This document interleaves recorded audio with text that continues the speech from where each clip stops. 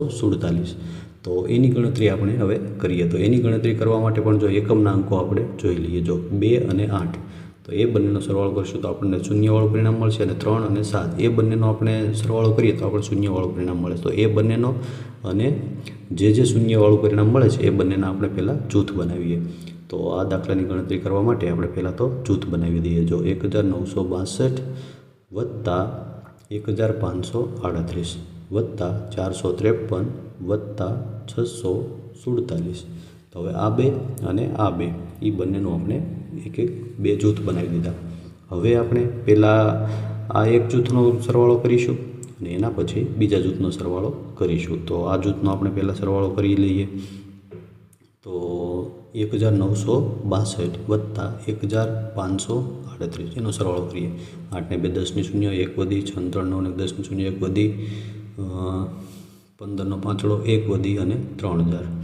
તો 3000 અને 500 એનું પરિણામ મળ્યું। હવે બીજો જે જૂથ છે એનો આપણે સરવાળો કરીએ। તો બીજો જૂથ છે 453 વત્તા 647। તો એ બંનેનો આપણે સરવાળો કરીએ। તો આવી રીતે એનો સરવાળો કરીશું તો આપણને મળશે 100100। તો એનો બંનેનો આપણે સરવાળો કરી દઈએ 100100। હવે જે બંનેનું પરિણામ મળ્યું છે એ બંનેનો આપણે સરવાળો કરી દઈએ 1500 વત્તા 100100।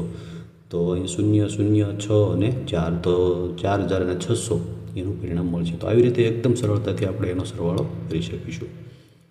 તો આવી રીતે બી દાખલો ગણવાનો હતો। આગળનો દાખલો છે, આગળનું છે સંખ્યાઓને યોગ્ય રીતે ગોઠવી ગુણાકાર શોધો। તો અહીંયા જે સંખ્યાઓ આપેલી છે એને યોગ્ય રીતે ગોઠવવાની છે આપણે, અને એનો ગુણાકાર કરવાનો છે, એટલે કે એનો ક્રમનો ગુણધર્મનો ઉપયોગ આપણે કરવાનો છે। એની અંદર પણ આપણે એમ જ ગુણાકાર નથી કરવાનો, પણ સંખ્યાઓ છે એને કઈ રીતે આપણે ગોઠવશું તો આપણે ગણતરી છે એકદમ સરળતાથી કરી શકીશું એ રીતે જોવાનું છે। તો જો આગળ એ સંખ્યાનો આપણે ગુણાકાર કરીએ તો આની અંદર જો 2 ગુણ્યા 50 કરીશું આપણે, 2 ગુણ્યા 50 તો આપણને તરત જ એનું પરિણામ જો 50 ગુણ્યા 2 એ બંનેનો ગુણાકાર કરીશું તો આપણને 100 પરિણામ મળી જશે। એટલે આપણો દાખલો છે ને એકદમ ગણતરી એકદમ સરળ થઈ જશે। તો એ બંનેનું આપણે એક જૂથ બનાવી દઈશું। તો કઈ રીતે ગણતરી કરીશું? જો 1768 ગુણ્યા 2 50 ગુણ્યા 2, જો આવી રીતે બેને અલગ અલગ કરી દઈશું એટલે 1768 ગુણ્યા 100 થઈ જશે। કેટલા થઈ જશે? 100। તો હવે એ બંનેનો ગુણાકાર તો એકદમ સરળ છે। 1768 અને પાછળ 2 શૂન્ય મૂકી દેવાના। તો આવી રીતે એકદમ સરળતાથી એની આપણે ગણતરી કરી શકીશું। આગળ બીજો દાખલો છે, એની અંદર પણ એ જ રીતે વિચારશું આપણે। કઈ રીતે વિચારશું?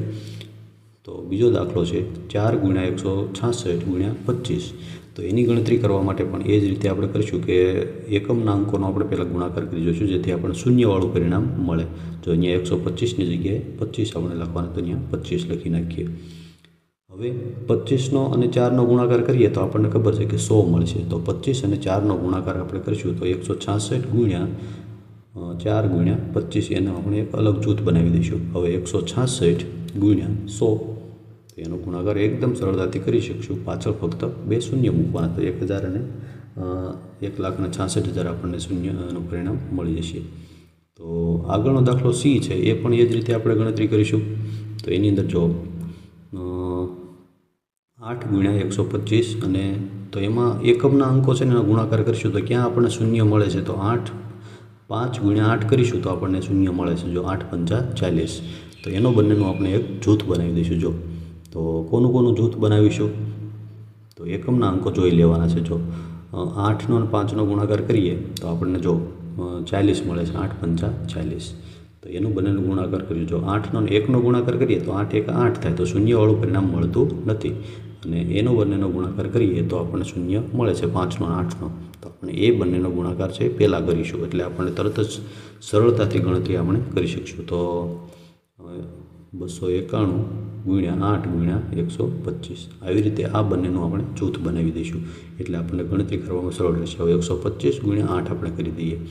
125 ગુણ્યા 8 125 છે અહીંયા, તો અહીંયા આપણે 125 લખી નાખીએ। 5 × 40 ની 0 વધી 4, 8 × 2 16, 16 અને 4 20 ની 0 વધી 2, 8 1 8, 8 ને 2 10।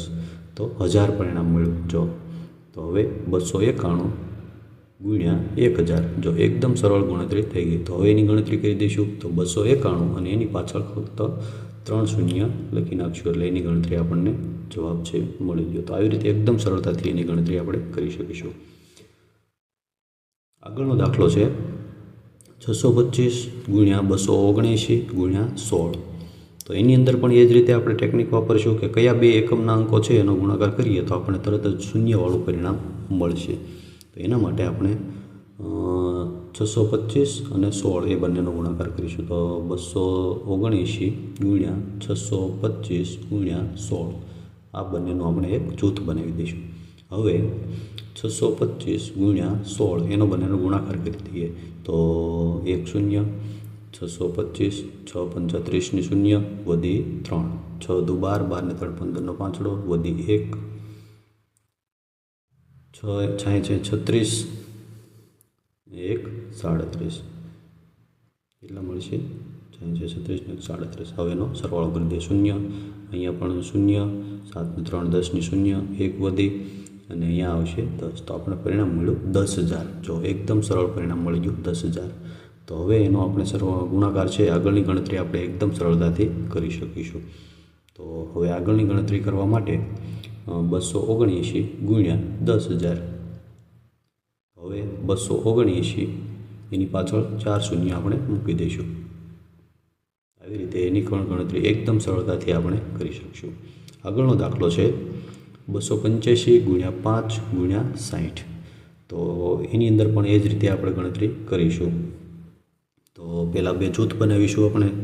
285 ગુણ્યા 5 ગુણ્યા 60 છે તો એમાં કયા બે અંકોનો ગુણાકાર કરીએ તો શૂન્ય મળશે આપણને. તો જો સરળ તરત જ છે 6 35 ની શૂન્ય, 6 35 એ બંનેનો એકદમ સરળતાથી આપણે ગુણાકાર કરી શકશું. અને 2 5નો ગુણાકાર કરીએ તો પાછું 25 થાય છે. તો પાંચડો વળે છે પણ શૂન્ય મળતું નથી. તો એ બંનેનો આપણે ગુણાકાર પહેલાં કરી દઈશું. તો એનો ગુણાકાર કરીએ આપણે.